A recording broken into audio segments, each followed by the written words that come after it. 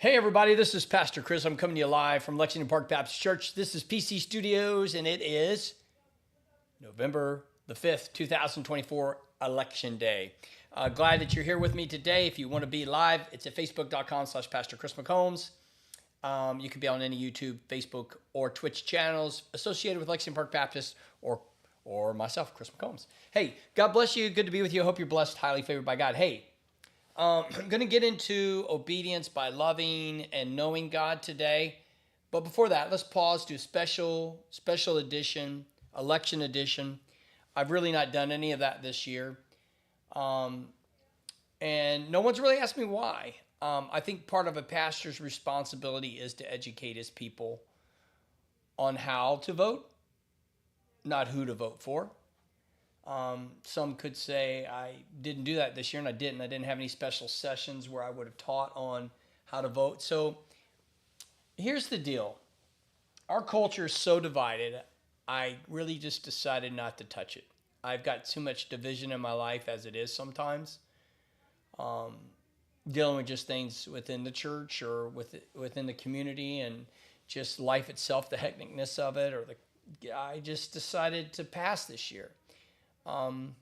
Doesn't mean the issues aren't important. Doesn't mean there's not much at stake. What I will say is this, that God is sovereign. He wants to rule the nations. He wants to bless a nation that calls upon the name of the Lord. Those truths are out there no matter what. And sadly, I would say, no matter what happens, America is not necessarily going to turn to that. Unfortunately, I think we're placing our hope in a politician either way. I didn't vote that way. I voted for the one that I thought would align the most with godly principles, not necessarily the person. I want to always get you to this thing. It is not about the person, it is about the policy. No man will ever be Jesus. No woman will ever be perfect either. All right, so we're in a situation where we must pick. Some people like to say the lesser of two evils. I don't agree with that. I think you pick the best one that aligns most with Christ. To me, that's obvious. Not based on the person. I think both candidates are very flawed. I think both candidates have character issues. I think both candidates are very worldly. But there's some policies that just simply are evil. Look, I am pro-Israel. I am pro-life. I am pro-gender. I am pro-marriage. I am pro-citizenship. And those things right there probably tell you how I voted. But let me pause for a minute. I'm pro-police. Now, does that mean all of these things are perfect?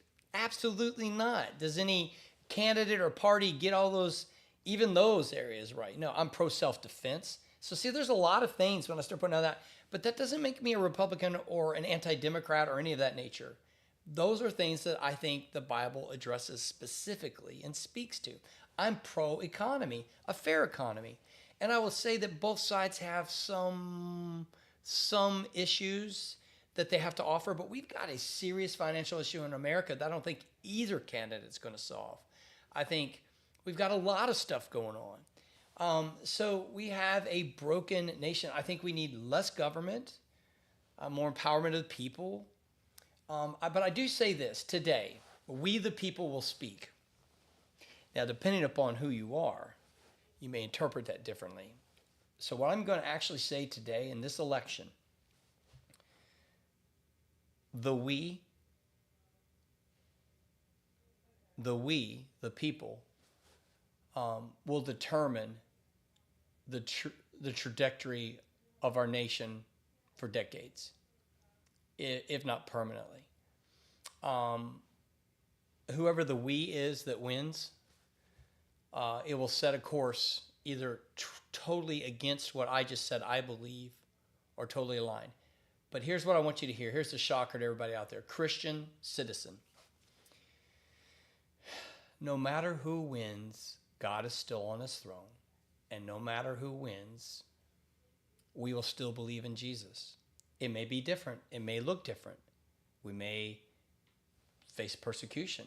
There may be total chaos with economy and crime and the border and fighting for First Amendment rights, fighting for religious liberty, fighting for all kinds of things. That it may radically change. In fact, I would predict it will radically change if the we, that is not the we as in me, wins this election. But it will set a trajectory of who we the people are. Are we the people constitutional? Are we the people that are changing the Constitution? Are we the people that believe that a baby is a body part or actually a baby, a life? You know, the difference is drastic, depending upon what side you're on. And so I just, and again, it's not Republican, Democrat. I do not worship an elephant. I do not worship a donkey. I do not worship Donald Trump. I do not worship Kamala Harris. I do not worship anyone but the Lord Jesus Christ. And so, but because of my belief in Jesus Christ, I want what is good for the citizenship of America, and I do believe God's ways are best. That doesn't mean every politician and every policy is going to totally align with the Bible. It's not. But that's a lot of those people that try to achieve that. That's great. We want to move us that direction. And we want to do it in a way that's fair and truly is considerate of all people, because we live in a culture where not everybody's going to be leaving Jesus. And so we do need to acknowledge different demographics and different beliefs and things like that, but come together with a common godly principle, a Judeo-Christian ethic that really has prevailed over our nation from its origins. We need to return to that ethic and this acknowledgement of the supreme being who is the God of the scriptures our forefathers would have called on. Hey, so listen, that's my talk today. Don't give up hope, you all. No matter what happens, Jesus is Lord. It may be a rough acceptance of what the future may bring, but Jesus is Lord. And if this is his sovereign way of bringing whatever it is he wants to bring to pass that we cannot see, we need to yield to him. So, and if sinful man makes the decision, sinful man makes the decision. I think either way, we don't have an ideal candidate or perfect candidate, but definitely some policies are better leaning to Christianity than others. That's my 2 cents. Take it, flush it, whatever. Do what you want with it. I hope you vote, and vote your conscience. All right, let's get into this. Obedience. We must obey God, trust God to experience God. And so it requires us to love God and know God. So, and love and obedience go together, and knowing God and obedience go together. And so some of us may say, I don't understand that. Well, so if you're going to love God, you got to obey God. And if you're going to know God, you need to obey God. So how do we get to know God? How do we love God? He tells us in John 14:15, if you love me, you will keep my commands. So that's obedience, you all. It's that simple. And I think, listen, I'm not an animal lover, but those of you that do have animals, if you have a dog and you train a dog, right? And I know we're not dogs, so I'm not trying to say that, all right? But a dog wants to please its master. A dog wants to love on its master. A dog wants, to play with his master. In a lot of ways, that's us. We should want to please our master, obey our master, love on our master. So if we love God, we'll keep his commands. In John 14:23-24, Jesus answered, if anyone loves me, he will keep my word. My Father will love him and will come to him and make our home with him. The one who doesn't love me will not keep my words. So again, Jesus is building on this concept that we are to keep the word of the Lord. And if we do that, then we're showing that we love God. And then in return, listen, then the Father will love us back, right? He comes to be with us, make his home with us. But then the opposite is true. The person who doesn't love God will not keep his word. So I just want to encourage you, as we think of this experience with God, that part of obedience is how we love God. Do we love God? And if we love God, we'll be obedient to God. And I think they go together, and it's not a bad thing. It's, again, obedience. We got to get this negativity out of our heads with that. The next thing is knowing God. If you love someone, you want to know them. In fact, if you really love somebody, you need to know them. Now, so think about this for a minute. I mean, I could say the person I know the most on this earth, besides myself, which is a scary thought, right, is my wife, is Shawnetta. And I would say the same for her, but I'll be honest, I don't know everything about Shawnetta. She doesn't know everything about me. I mean, we have shared a lot, in our lives together, but there are stories we've not shared together. There are things that we did when we were kids that I may never have shared with her. She may never share with me, or she may not know I had this fault or this problem or I had this struggle. I mean, nothing hidden necessarily intentionally to like say, I don't want her to ever know that or that, and I'm not saying that. But as much as I know this human being that I love greatly, there's still more to know. And as much as she loves me, at least I hope that is true, she wants to know me more too. And I think that's a beautiful thing, and it's a reflection of God. That if we love God, we want to know God. And there's always going to be more to know about God. Listen, way more than I can ever comprehend towards myself or to Shawnetta. God is so vast in knowledge and wisdom and character that we can never grasp all that there is to God. But we need to strive to, right? And so when we know God, knowing God should lead us to obedience. Listen to 1 John 2, 3-6. This is how we know that we know him. So how do we know that we know God? We keep his commands. Why is that important? One, we love him, right? We just learned from John, right? If you love me, you keep my commands. So how do I know that you know God? You keep his commands. In other words, his character's in you. His character's part of you.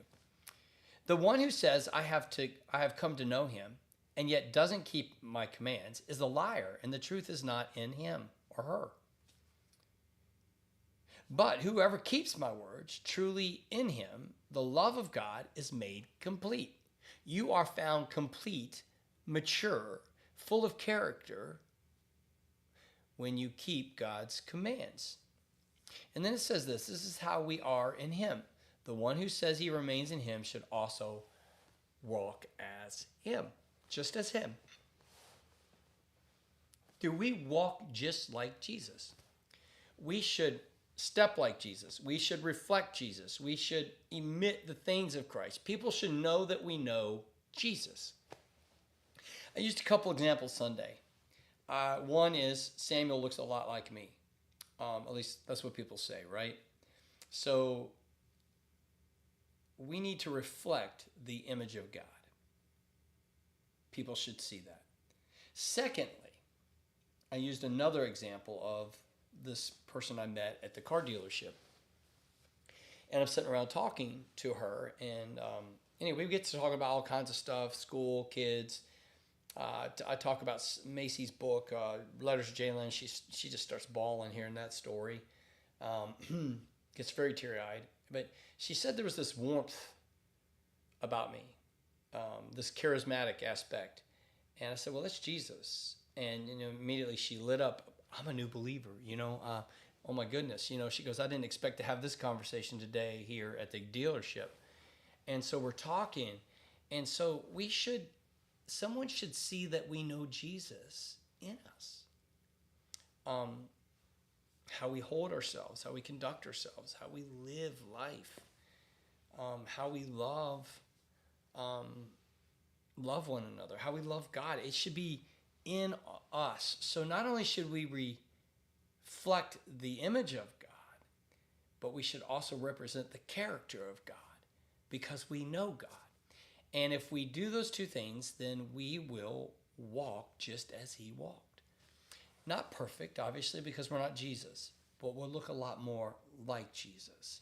So listen, you can never be sinless, but you can sin less. And the less we sin, the greater fellowship we have. Remember, obedience is this uninterrupted fellowship with God. The more uninterrupted fellowship we have with God, because we're loving God and we know God, right? The more people will see Jesus in us. I hope this challenges you today, because that's what we want to see in our lives. We want to be more like Jesus. So anyway, I want to encourage you today, walk just as he walks. And to do that, we must know God and we must love God. Hey, God bless you. Have a good day. Remember these two realities. God loves you. So do I. I'll see you here tomorrow. Take care.